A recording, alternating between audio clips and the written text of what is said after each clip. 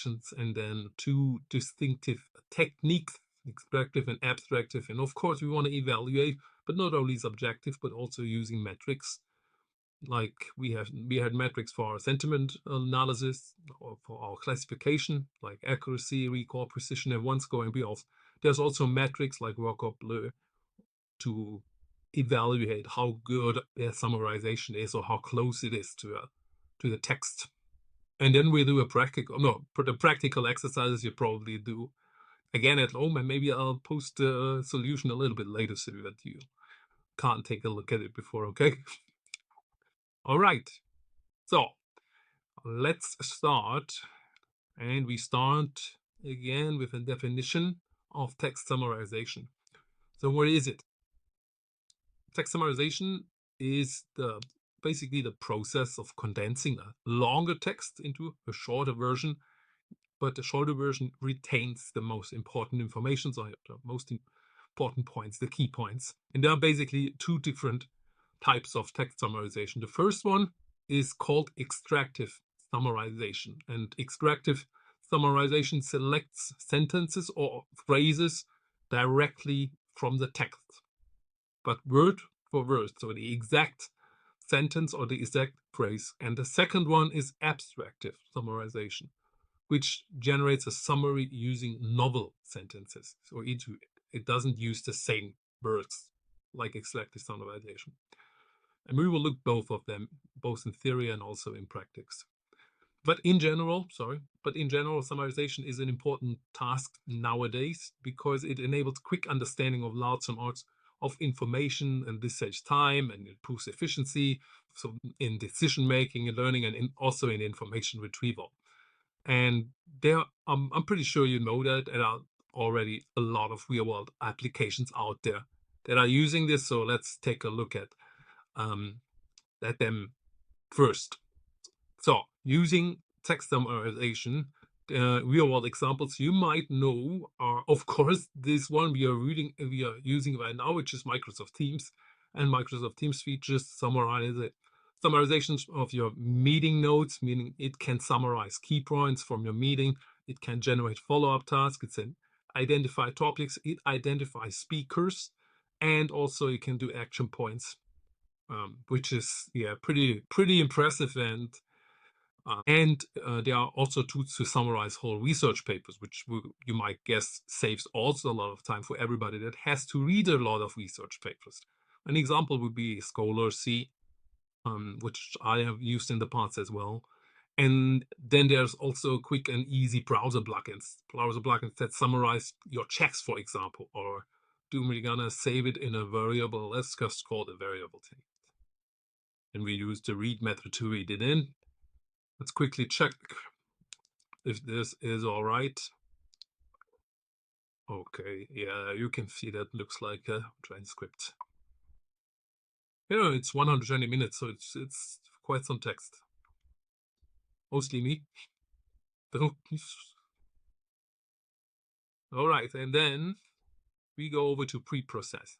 And first thing we need to set a language. So just to tell what language is the transcript in, we gonna input the number of sentences, the number of sentences that the summary should include, how long it is. We have to parse the text that we just have read in, and then we're gonna choose a summarizer we want to use. So let's start with the configuration, meaning the language.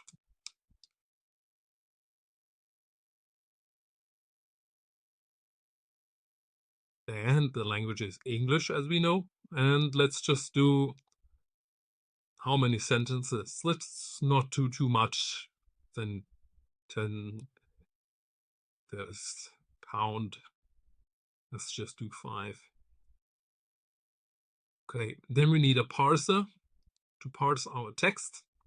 And that's the one I just imported. It's called plain text parser. And it parses from a string. The string is called text. And then, okay, we need a tokenizer to tokenize our text. which we learned in the last two lectures, I think, why we want to do tokenization. And there we provide a language, but then we need a tokenizer. So let's import that also from Summy. The Summy neural language processor tokenizer. You import a tokenizer.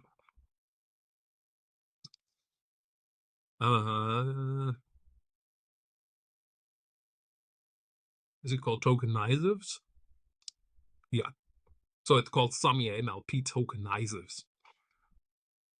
Then we can tokenize. And the last step is we choose our summarizer. And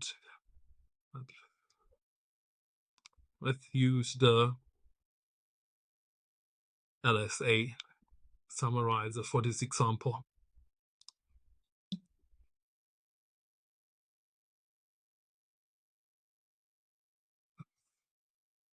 Okay. So you're gonna choose the summarizer. It's summarizer LFA. Summarizer. Haven't imported yet, so let's import it as well. Again from summi.summarizers summarizers.lsa, import the LSA summarizer. We can use it,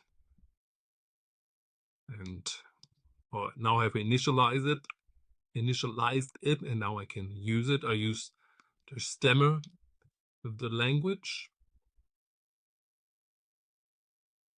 word stemmer, and also what we have done last week as well, I think, was we're gonna get rid of the stop words. And to do that, we also tell it what language we are using, so just that it knows what are the common stop words in that language.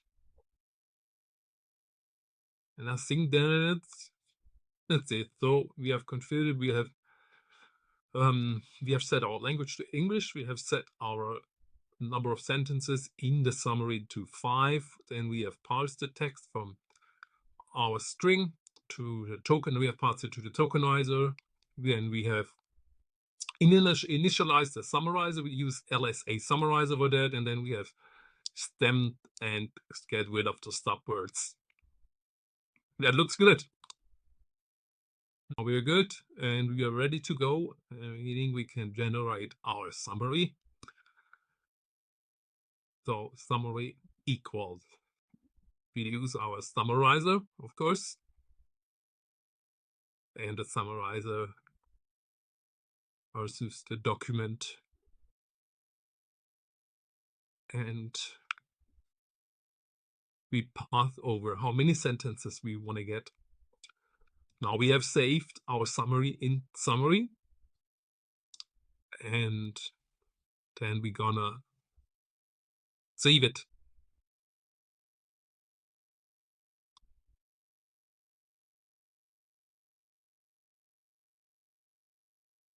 Call it extractive summary session 3, or in your case 2. And this time we want to write, not read. Again, we want to keep the encoding to UTF-8 just to make sure, and I'm going to save it as a file.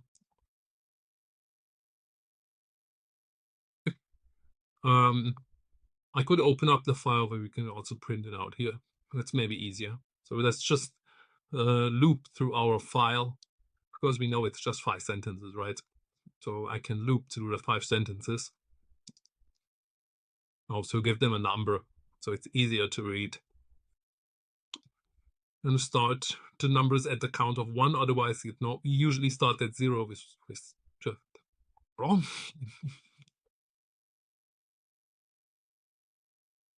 So let's get the sentence. And let's do some formatting.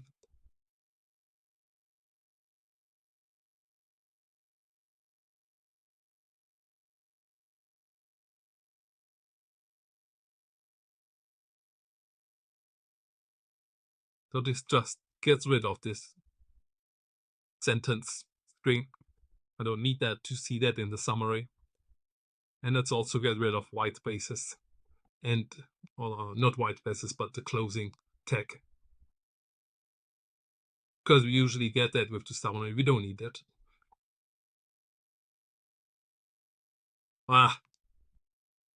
Okay, and then we can print. So let's do sentence,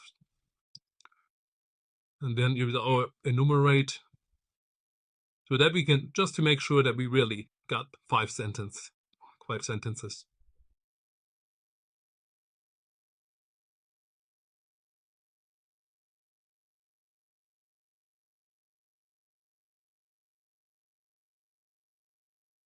Okay, should be correct.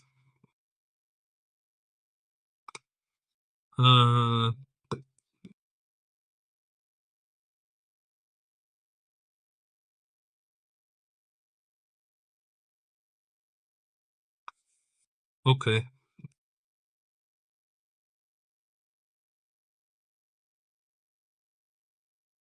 Okay. So as you saw, that in their case, that doesn't really make any sense. Why is that? It just selected the 5 sentences that the LSA summarizer thought these are the most important ones because they are the most frequent. In other words, occur the most frequent. But that's not really a summary, right? Because this is also the exact same wording I have used. Okay.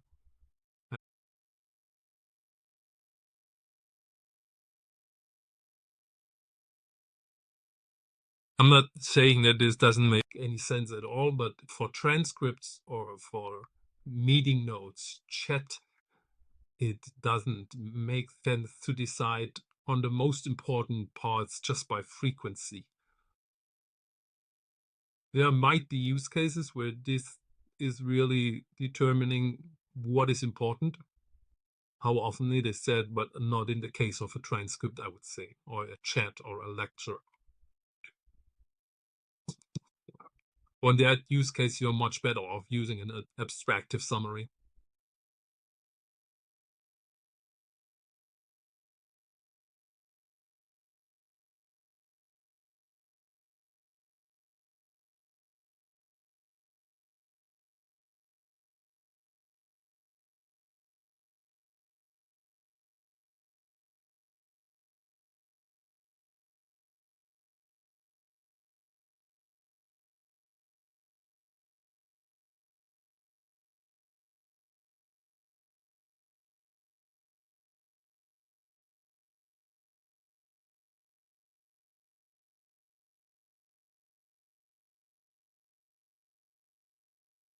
I have RP key, but it works the same for, like, I don't know, maybe perplexity. I just type in perplexity and then RP key, and then you probably get something like this.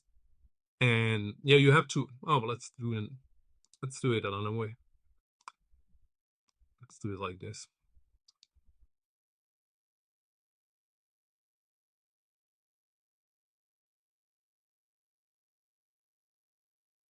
Okay, then you have to sign up using OpenAI. You can use also a Microsoft account, or you just use your email, and then you sign up. And then after you signed in,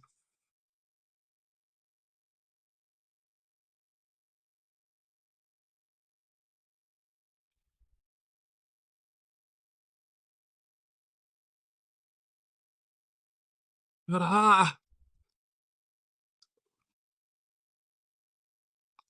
okay, but then you you go to this section in the dashboard that is called API keys, and then you just create. You don't have any of them. You create a new API key, and you call it. I don't know.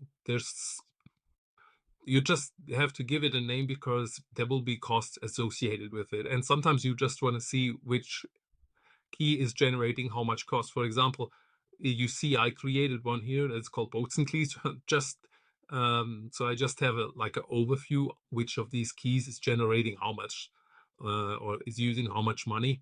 And also you can define a project. The thing is, every time you create a key, you can only see it once.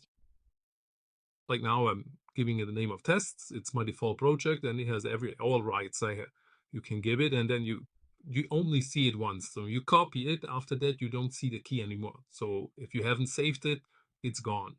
Okay. And this is the same key I'm putting in here. You normally don't do it like this because you don't want to put your real key in code that is exposed to the outside. But as we run our code locally, that is no problem. But that's how you do it. Like let's check perplexity AI, for example. Also, you go to there's an API section everywhere, and then and here you can still see it, or you can generate a new one. But it's just a long key, and you have to put it